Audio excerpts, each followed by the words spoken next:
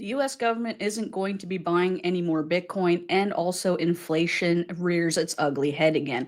Let's take a look at what's going on in your crypto news for today. I'm cryptoFOXXY, and thanks so much for stopping by the channel. Make sure you guys stick around, hit the subscribe button, like the video, comment if you wish, let me know what your thoughts are on this decision from the US government, and also, follow me on X if you're watching over there. I provide content on both platforms, and I'm here to keep you guys updated on the latest crypto news. So let's talk about Donald Trump. What is going on here? His inflation fears are back, and he is basically discrediting everything negative that he hears as his usual fashion. So more than 1 billion was liquidated from the crypto leveraged market today, following hotter than expected PPI data. Bitcoin price is likely to rebound to a new all-time high after filling the CME gap, and that is sitting at around 117.5K. And traders have made a bet on Fed rate cuts in September despite the hotter than expected PPI data. I'm also going to give you my opinion on what I think about the government not buying Bitcoin.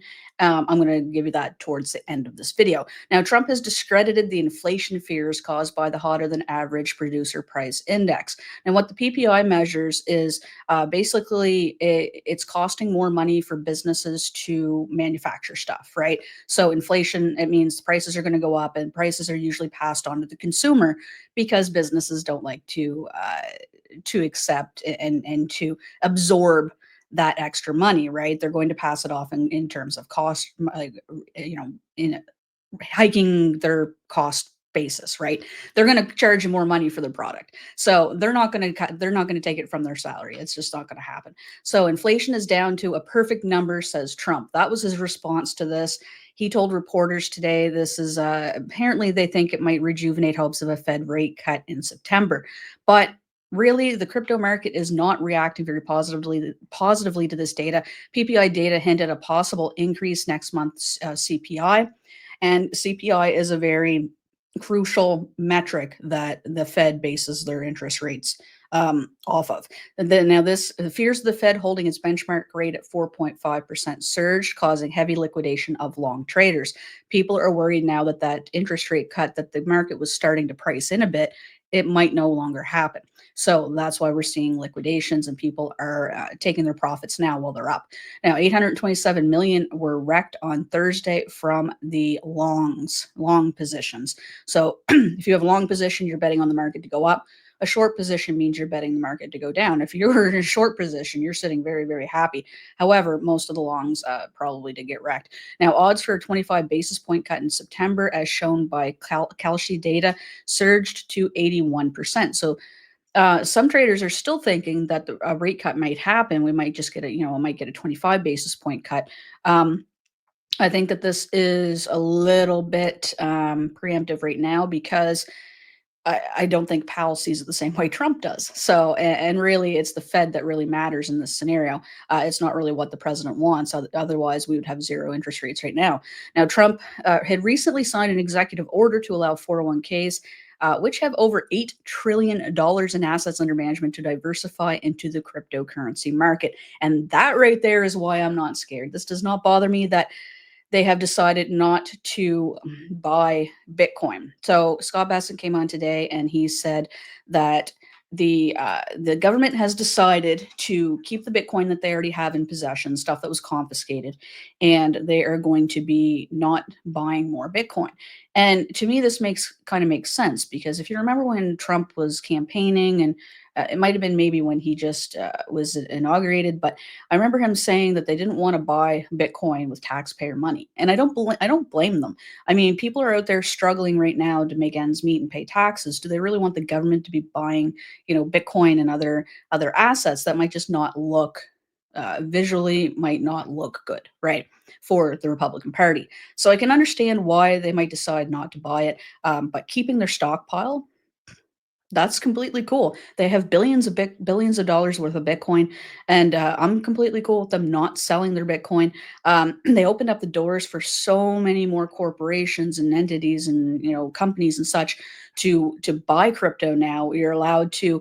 They want to allow people to take their Bitcoin and crypto assets into consideration when getting mortgages. You're allowed to use them as collateral, sort of thing, and there's so much more positive good things that are happening for crypto rather than just the government buying Bitcoin. I don't really care if the government's buying Bitcoin. I've been buying crypto and Bitcoin for a while now, and it doesn't make any difference to me whether the government's going to be actively buying or not, as long as they're holding what they have and they're not selling it on the market every chance they get, like something like we saw with, I believe it was Germany there.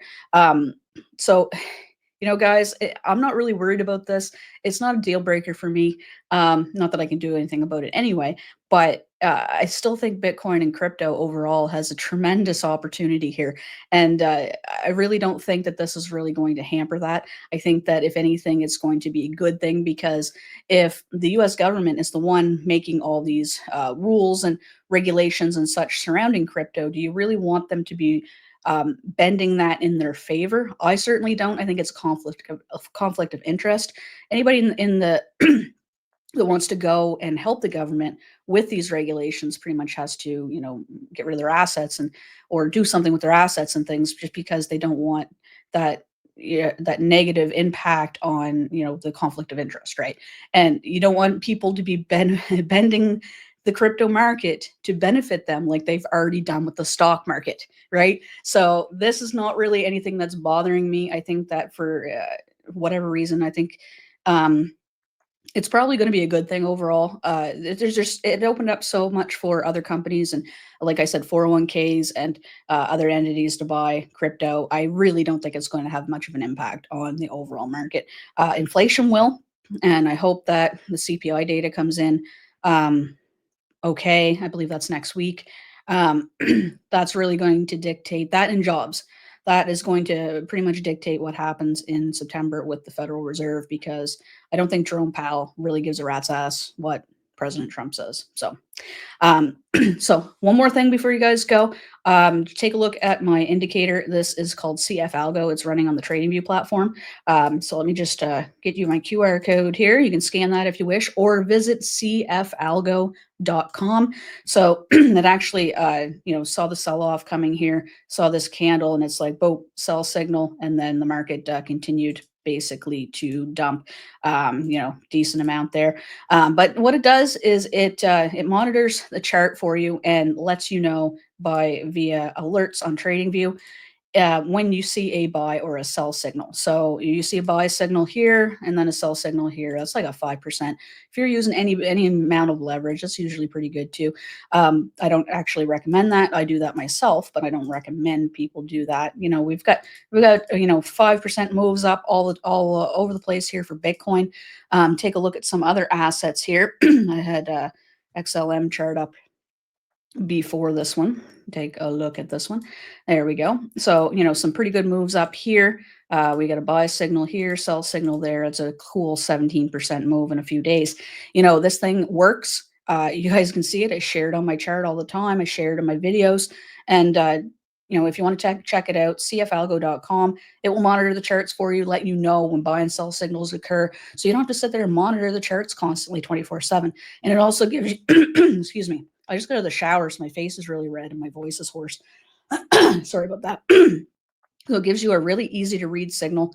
It takes into account a number of technical indicators and puts it all into one easy to read signal, and helps you basically, trade during the day. A lot of people can buy and hold. That's easy. That's the easy part. But, learning how to, to chart and to identify trends and all that good stuff takes a lot of time. And a lot of us have, 9 to 5 or 12-hour shift jobs or what have you, or travel or whatever, or want to spend more time with your kids and your family, because that's cool too, right? So this takes a lot of the worry off, and it takes a lot of monitoring the situation off as well.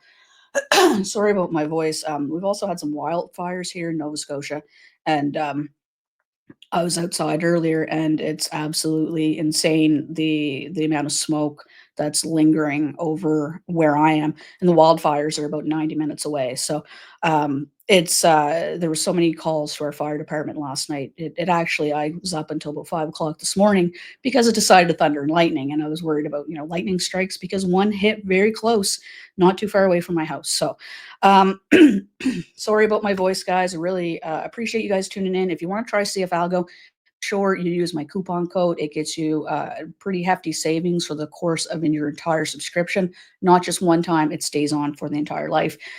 Use it. It's intro 10. You put it in the checkout, and it will give you really good savings. So thanks for tuning in, guys. I appreciate you guys, and I'll catch you in the next video.